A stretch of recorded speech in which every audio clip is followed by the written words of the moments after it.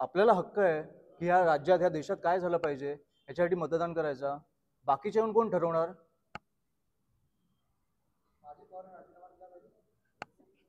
Sir पुढे sir sir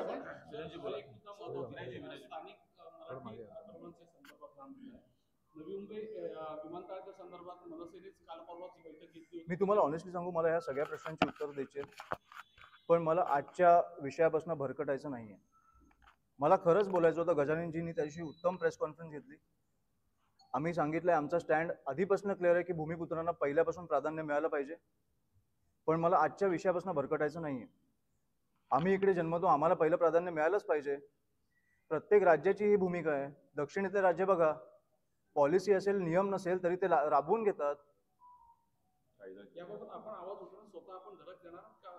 ती धडक घेऊ, पण त्याच्या आधी निवडणुकींच्या ह्याच्यावर आम्हाला पारदर्शकता आली पाहिजे.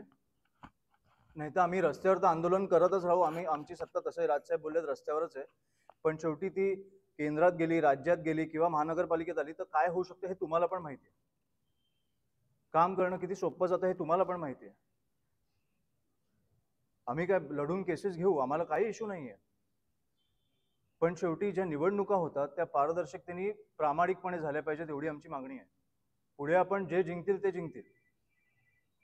ठीक आहे. नवी मुंबई मनपाचे जे आधीचे आयुक्त होते त्यांचं नाव 2 वेळा या यादीमध्ये आहे आणि त्या संदर्भात आयुक्तांचं देखील असं स्पष्टीकरण आलेलं आहे की आम्ही या संदर्भात निवडणूक आयोगाला सांगितलेलं आहे की तिकडे नाही, मी ठाण्यामध्ये आहे.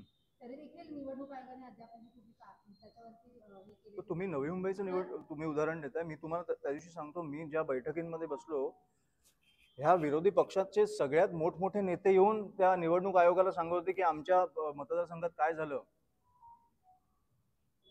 तर ते माजी आयुक्तांचाच प्रश्न येतोय ना की 2 वेळा त्यांचं नाव आहे, त्यांनी निवडणूक आयोगाला पत्र देखील दिलेलं आहे, अद्यापही त्याच्यावर कुठलीही दखल घेतली गेलेली नाही. निवडणूक आयोग कुठे एवढा मोठा मोर्चा निघाला, त्याच्यावर दखल नाही घेतली त्यांनी. आता नगरपालिका आणि हे काय काय जाहीर केलं. तुम्ही काय बोलताय? निवडणूक आयोग चालढकल करते. तुम्ही आता आमच्याकडनं अपेक्षा ठेवा, बाकी कोणाकडनं अपेक्षा ठेवू नका. सर मात्र